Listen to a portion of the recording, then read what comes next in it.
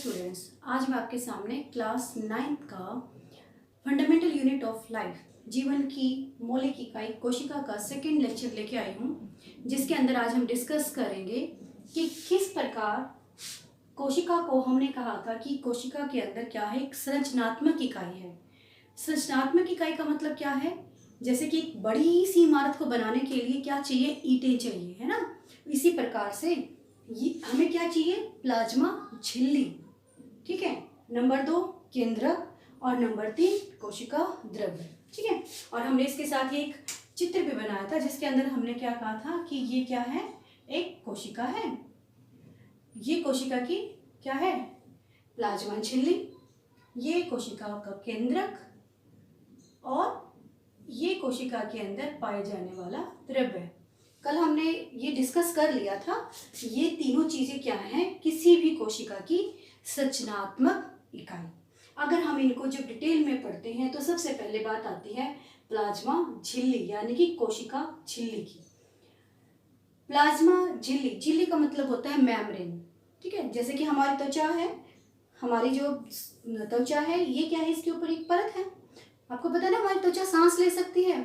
इसी प्रकार से ये क्या है? प्लाज्मा झिल्ली, और इसी को हम सेल मेम्ब्रेन कहते हैं। प्लाज्मा मेम्ब्रेन या सेल मेम्ब्रेन कहते हैं।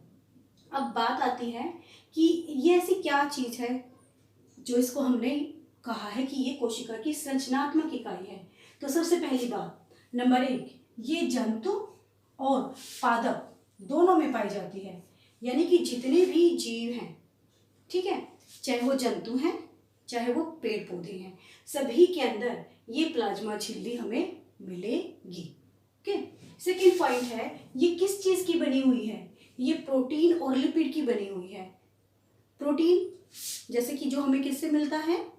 दूध, दही, इन सब चीजों से मिलता है। और लिपिड हमें वसा युक्त यानी कि तेलयुक्त चीजों से मिलता है। तो इसका मतलब ये सेल मेम्ब्रेन किसकी बनी है? प्रोटीन और लिपिड की बनी है। नंबर 3, यह एक वर्णात्मक प्रागम्य झिल्ली है। ये बहुत ही इंपॉर्टेंट टॉपिक है। कई बार सिर्फ ये पूछ लिया जाता है कि कोशिका की झिल्ली को हम वर्णात्मक प्रागम्य झिल्ली क्यों कहते हैं। देखो, वर्णात्मक का मतलब होता है चयन, ठीक है। और पारगम्य यानी कि जिसके अंदर से कुछ चीजें पार हो सके। पार मतलब ट्रांसफर हो सके। जैसे कि ये एक मेम्ब्रेन है बीच में, और कुछ चीजों को इधर से इधर आना है और कुछ चीजों को इधर से इधर जाना है। मतलब क्या हुआ? इसका मतलब कि ये कुछ चीजों को बाहर जाने देगी और कुछ चीजों को अंदर आने देगी, लेकिन कौन से वाले को? चयन, अपनी मर्जी से। जिन चीजों को वो चाहेगी उन्हीं को बाहर जाने देगी, और जिन चीजों को वो चाहेगी उन्हीं को अंदर आने देगी। इसीलिए इसका नाम है वर्णात्मक पारगम्य झिल्ली, ठीक है। और इसको हम इंग्लिश में क्या कहेंगे? सेमी परमिएबल मेम्ब्रेन, ठीक है। अब इसका चौथा पॉइंट है, वो क्या है? लचीली। लचीली मतलब इसके अंदर क्या है? इसके अंदर फ्लेक्सिबिलिटी है। अगर हम इसको दबाएंगे या हम इसको थोड़ा सा खींचेंगे, जैसे कि हम स्किन को खींचते हैं, तो इसके अंदर थोड़ा लचीलापन है ना। इसी प्रकार से ये जो सेल मेम्ब्रेन है ये कैसी है? लचीली है, ठीक है। तो हमारे चारों पॉइंट क्लियर हो गए। पहला पॉइंट था कि ये दोनों में पाई जाती है, जंतु हो चाहे पौधे हो। नंबर 2, ये प्रोटीन और लिपिड की बनी है। नंबर 3, यह एक वर्णात्मक पारगम्य झिल्ली है। और नंबर 4, कि इसके अंदर लचीलापन पाया जाता है। तो ये हमें समझ में आ गया, प्लाज्मा झिल्ली और कोशिका झिल्ली। अब प्लाज्मा झिल्ली और कोशिका झिल्ली के अंदर जब हमने वर्णात्मक पारगम्य की बात की, तो बात आई कि विसरण और प्रासरण क्या होता है। विसरण एंड प्रासरण, ये दो चीजें क्या हैं? अब हमें पता है कि आप पानी गिराते हो तो पानी हमेशा, आपने जैसे पानी गिराया कहीं पर, मान लो यहाँ पर पानी था, ये हमेशा अधिक से किसकी ओर जाएगा? कम की ओर, है ना। जहां इसका भाव अधिक होगा वहां से वो किसकी तरफ जाएगा? कम की तरफ। तो हम विसरण किस कंडीशन में कहेंगे? जब पदार्थ की गति होगी, याद रखिएगा यहाँ पर पदार्थ की बात हो रही है। जब पदार्थ की गति होगी उच्च सांद्रता, हायर कंसंट्रेशन से निम्न सांद्रता की ओर, ठीक है। तो सांद्रता का आपका जो मीनिंग है, इसका मीनिंग होता है कंसंट्रेशन, ठीक है। अभी मैं आपको इसका अच्छे से एक उदाहरण से बताऊंगी कि आप कैसे समझोगे कंसंट्रेशन क्या है। उसके बाद प्रासरण क्या है, जब द्रव की गति होगी। ठीक है, यहाँ पर हमने बात की पदार्थ की, लेकिन यहाँ पर बात हो रही है द्रव की, लिक्विड की बात की जा रही है। यहाँ पर लिक्विड उच्च सांद्रता से निम्न सांद्रता की ओर गति करता है, तो इसको कहते हैं प्रासरण। ओके, यहाँ पर किसकी बात की जा रही है, हमने सब्सटेंस की बात की है, पदार्थ की बात की है। अब यहाँ पर इसका उदाहरण है कार्बन डाइऑक्साइड और ऑक्सीजन। आपको पता है कि हमारे शरीर के अंदर कार्बन डाइऑक्साइड ज़्यादा है और बाहर वातावरण में कम है, तो कार्बन डाइऑक्साइड अंदर से बाहर आती है और बाहर से ऑक्सीजन अंदर जाती है, क्योंकि वातावरण में ऑक्सीजन ज़्यादा है। इसीलिए इसका उदाहरण क्या हो गया, ये किसका उदाहरण हो गया, विसरण का उदाहरण हो गया। और प्रासरण मतलब जब जल अधिक सांद्रता से कम सांद्रता की ओर जाता है। जैसे कि आप बता सकते हो उदाहरण, किशमिश फूल जाती है ना पानी में रखने के बाद, तो वो किसका उदाहरण है, प्रासरण का। ठीक है, अब आपको मैं एक प्रासरण का उच्च सांद्रता और निम्न सांद्रता का उदाहरण बताती हूँ।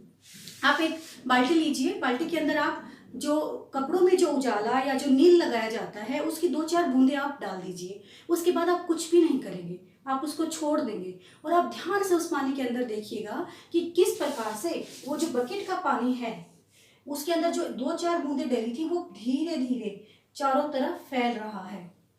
ठीक है, चारों तरफ कैसे फैल रहा है, अपनी ही गति से जा रहा है, हमने कुछ भी नहीं किया है। अणुओं की खुद की गति होती है, वो निरंतर गतिशील होते हैं।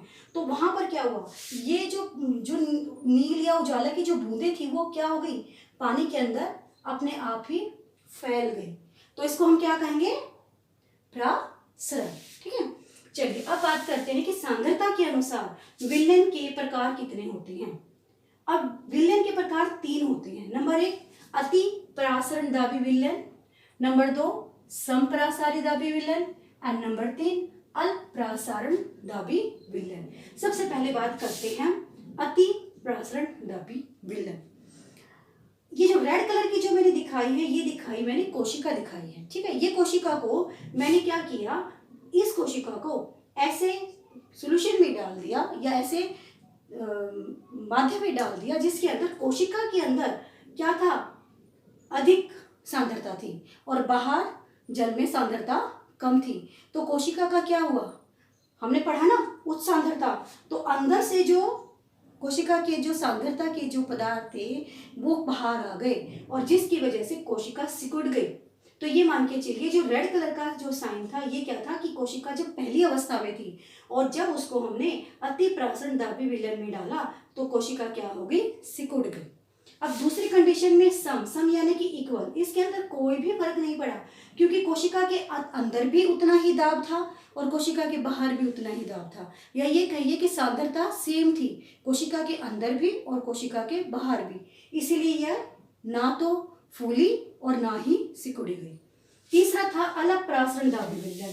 अलग प्रासरण दाबी विलयन में बाहर अधिक सांद्रता है और कोशिका के अंदर सांद्रता कम है, तो बाहर से अंदर जाएगा सॉल्यूशन तो क्या हो जाएगा, कोशिका क्या हो जाएगी, फूल जाएगी और ये इसका क्या है, नया आकार बन जाएगा। ठीक है, ये इसका क्या बन जाएगा, नया आकार। और इसका सबसे अच्छा उदाहरण है किशमिश।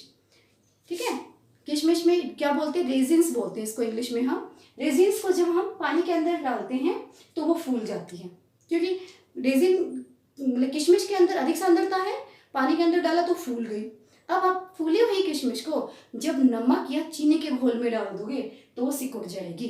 ठीक है, और एक बार जब कोशिका फूल जाती है तो ऐसा तो नहीं कि आप उसको 5-6 दिन तक पानी के अंदर भिगो के रखो और वो इतनी बड़ी हो जाए, नहीं, वो एक सीमित अवस्था तक ही फूल सकती है क्योंकि जब अंदर और बाहर दोनों तरफ एक जैसा दाब हो जाएगा तो वो कैसी हो जाएगी, सम यानी कि इक्वल, यानी कि उसका साइज उससे ज़्यादा नहीं बढ़ेगा। ओके, ये हमारी बात हो गई सारी प्लाज्मा झिल्ली की। प्लाज्मा झिल्ली के अंदर क्या होता है, क्या कार्य होता है, क्या क्या उसके अंदर प्रक्रियाएं होती हैं और कितने प्रकार के हम इसको पढ़ सकते हैं, विलयन के प्रकार को। अब बात आती है कि कोशिका झिल्ली तो हमने पढ़ ली, अब हम पढ़ते हैं कोशिका भित्ति। ठीक है, कोशिका भित्ति पता क्या होती है, जैसे ये कोशिका झिल्ली है इसी तरह से पौधों के अंदर एक और परत होती है जिसको बोलते हैं कोशिका भित्ति। भित्ति का मतलब होता है दीवार, कोशिका की एक दीवार, ठीक है। यानी कि ये वाली जो, अगर मैं इसकी बात करती हूँ, ये जो रेड कलर की मैंने यहाँ पर दिखाई है ना, ये मान के चलिए ये तो है आपकी कोशिका झिल्ली, और ये जो ग्रीन कलर की है ये आपकी क्या है, कोशिका भित्ति। और मैंने ग्रीन कलर से बनाने का एक और तात्पर्य था मेरा यहाँ पर कि ये सिर्फ और सिर्फ पौधों में पाई जाती है, जंतुओं में कोशिका भित्ति नहीं होती। अगर आप देखेंगे ना, आप अगर अपनी त्वचा को उतार देंगे तो क्या हो जाएगा, आपकी त्वचा के नीचे से सीधा ही क्या आ जाएगा, डायरेक्ट ब्लड आ जाएगा, है ना। लेकिन पौधों के अंदर क्या है, आप बाहर की एक परत को छील भी देते हैं तो भी फ्लूइड बाहर नहीं आता है, उसके अंदर एक और परत होती है। तो जो अंदर वाली परत थी वो तो हो गई आपकी कोशिका झिल्ली, और जो बाहर वाली परत है वो है आपकी कोशिका भित्ति। ओके, अब इसके अंदर बता दिया कि ये सिर्फ पौधों में मिलती है, जंतुओं के अंदर ये नहीं मिलती है। दूसरा, ये कैसी होती है, सख्त, कठोर होती है, मोटी होती है और रंध्र युक्त। रंध्र मतलब छोटे छोटे छिद्र जो कि गैसों के आदान प्रदान के लिए बने होते हैं। और यह मृत संरचना है, ये सांस नहीं ले सकती है, ये जीवित नहीं है, ये कैसी है, मृत है। ओके, और ये किस चीज की बनी है, सेलुलोज की। क्या आप सबने सेलुलोज देखा है?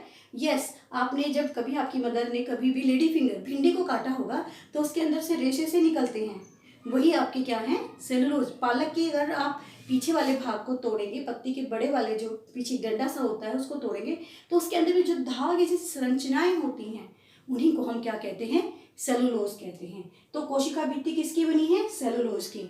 इसीलिए जब आप कभी किसी टहनी की ऊपर वाली परत को छील के उसको तोड़ना चाहते हैं ऐसे खींचकर, तो वो नहीं टूटती है, क्योंकि सेलुलोज बहुत हार्ड है, उसको आप ऐसे नहीं तोड़ सकते हैं। उसके बाद मध्य भित्ति, ये ऐसा स्पेस, ये जो बीच में जो स्पेस बना हुआ है, दो कोशिकाओं के बीच में क्या बन जाता है, मध्य भित्ति बन जाती है, ठीक है, मध्य दीवार बन जाती है। अब इसका कार्य क्या होता है, इसका कार्य होता है बचाव करना, किससे, प्रोटेक्ट करना, बाहरी वातावरण से प्रोटेक्ट करना। अब भाई पौधे तो हमारे जैसे तो है नहीं कि हमें कोई मारेगा या कुछ करेगा तो हम भाग जाएंगे, वो तो एक ही जगह खड़े हैं बेचारे, उनके तो हाथ पैर है नहीं, तो वो क्या करते हैं, ये कोशिका भित्ति उनको बचाती है, ठीक है। अब हमारा इस चैप्टर का एक और इम्पोर्टेंट टॉपिक आज डिस्कस करेंगे हम, जिसका नाम है केंद्रक। केंद्रक हमने कल भी बात की थी कि ये संरचनात्मक इकाई का दूसरा इम्पोर्टेंट पार्ट है। तो केंद्रक क्या है, केंद्रक है कोशिका के अंदर। अब ये कोशिका है, मान लीजिए ये कोशिका थी, ठीक है, इस कोशिका के अंदर ये जो ब्लू कलर का दिखाया है मैंने, ये क्या है, केंद्रक है, ठीक है। और इसको हम सेफरीन और आयोडीन के सॉल्यूशन से क्या कर सकते हैं, कलर करके देख सकते हैं। तो इसका काम क्या होता है, केंद्रक का नियंत्रित करता है किसके, कोशिका के सभी चीजों को। जैसे आपके घर में आपके फैमिली के जो सबसे बड़े मेंबर हैं, जैसे कि आपके घर में दादा दादी हैं, वो सब चीज़ों को नियंत्रित करते हैं ना, वो सबको कहते हैं कि ऐसा करना चाहिए, ऐसा अच्छा है, ऐसा बुरा है, वो सारी चीज़ों को क्या करते हैं, सुझाव देते हैं कार्य करने के लिए, और कोई गलत कार्य करता है तो दंड भी देते हैं। ठीक उसी प्रकार से केंद्र क्या करता है, कोशिका की सभी चीज़ों को नियंत्रित करता है। नंबर 2, यह दोहरी केंद्रक झिल्ली बनी होती है। अब आप देखेंगे कि मैंने इसके अंदर क्या बनाया है, दोहरी परत है, ये बाहर वाली परत है और ये इसके अंदर वाली परत है। तो ये कैसी परत है, दोहरी केंद्रक झिल्ली है।